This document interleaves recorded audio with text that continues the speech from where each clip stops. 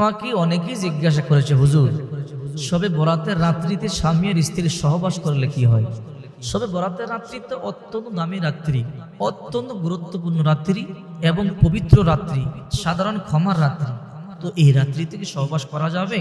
অনেকেই বলে, হুজুর এই পবিত্র রাত্রিতে নাকি সহবাস করলে গুনাহ হয়, অথবা এই রাত্রিতে সহবাস করলে কোনো সন্তান জন্মগ্রহণ করলে বিকলাঙ্গ হয়, প্রতিবন্ধী হয়, কানা হয়, খোরা হয়, আতুরা ভেঙ্গুরা লুলা হয়। বিভিন্ন রকমের বাজে মন্তব্য আমাদের সমাজে, আমাদের গ্রাম অঞ্চলের মহিলা মা বোনদের মধ্যে প্রচলন রয়েছে। তো আসুন আমরা কোরআন হাদিসের আলোকে জেনে নেই, এই শবে বরাতের রাত্রিতে সহবাস করা যাবে কিনা, আর যদি সহবাস যারা করে ফেলেছে তারা কি জীবনে ভুল করেছে?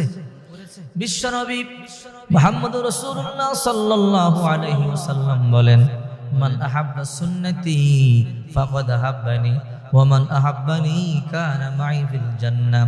যে আমার সুন্নাতকে ভালোবাসলো সে আমি নবীকেই ভালোবাসলো, আর আমি নবীকে যে ভালোবাসলো আমি নবীর সাথেই জান্নাতে যাবে।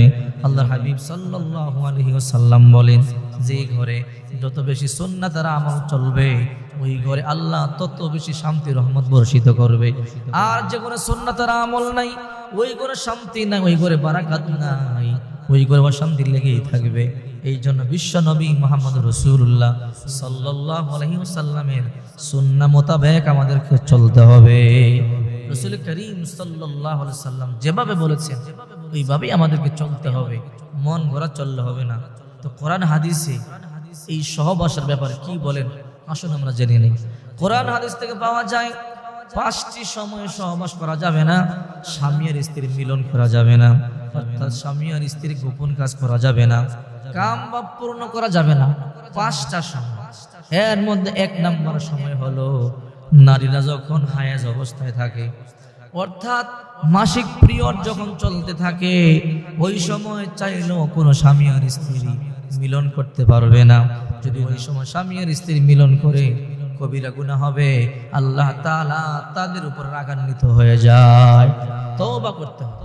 1 নাম্বার স্বামী আর স্ত্রীর হায়েজ অবস্থায়।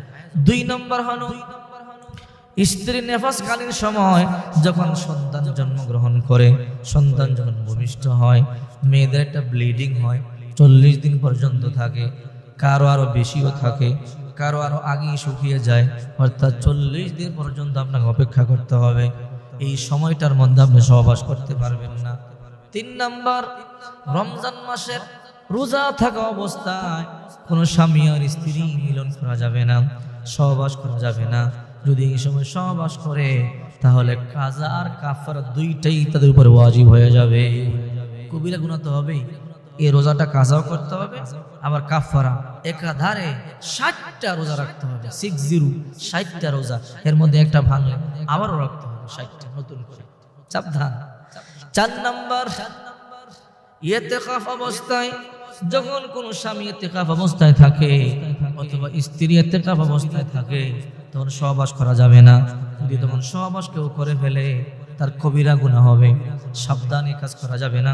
5 নাম্বার বাইতুল্লাহ শরীফ তাওয়াফরত অবস্থায় যখন বাইতুল্লাহ শরীফ তাওয়াফ করে, বাইতুল্লাহ যখন ঘুরে চতুর্দিকে মাতাফে যখন থাকে তখন সহবাস করা যাবে না। এই 5টা সময় হাদিস শরীফ থেকে পাওয়া যায় সহবাস করা হারাম। কই এই 5টা সময়ের মধ্যে তো শবে বরাতের রাত্রি, শবে কদরের রাত্রির কথা উল্লেখ নাই। তো আপনার এগুলো কোথায় পান? অনেক মহিলা মা বোনেরা আছে, আসলে তারা হাদিস কোরআন তো বুঝে না, আগের মৌলবীরা যা বলছে তাই আমল করে। আর গ্রামের মহিলা মা বোনদের কোমলমতি হয়, মনটা নরম হয়, যখন কোনো হুজুর কিছু বলে ওটাকে এমন ভাবে আমল করে মনে করি এটাকে ছাড়া যাবে না। এই যে আগেকার আলেমরা বলে দিয়ে গেছে, তাই তারা এর উপরে খুব মজবুত। এই জন্য বিশ্বনবী মুহাম্মদুর রাসূলুল্লাহ সাল্লাল্লাহু আলাইহি ওয়াসাল্লাম বলেন, তোমরা ইলম শিখো, তোমরা দ্বীন শিখো। প্রত্যেকটা নরনারীর উপরে অতটুকু ইলম শিখা ফরজ যতটুকু ইলমের মাধ্যমে হালাল বুঝতে পারবে, হারাম বুঝতে পারবে, শরীয়ত বুঝতে পারবে। এই জন্য প্রত্যেকের ইলম শিখা উচিত। এখন বলতে পারেন ইলম তো শিখবো, এখন আমরা কোথায় গিয়ে ইলম শিখবো? হ্যাঁ, বর্তমানে মুরব্বীদেরও ইলম শিখার জায়গা আছে। মসজিদে চলে যাবেন, ইমাম সাহেবকে প্রশ্ন করবেন, মহিলা মা বোনেরা তালিম হয়, তালিমে যাবেন, তালিমের মধ্যে বসে বসে কোরআন হাদিসের জ্ঞান যার আছে, আলেমা যারা তালিম করে এদের কাছ থেকে জেনে নেবেন, অথবা হক্কানি কোনো আলেমের কাছ থেকেও পর্দায় থেকে জানতে পারেন, এতে কোনো সমস্যা নেই।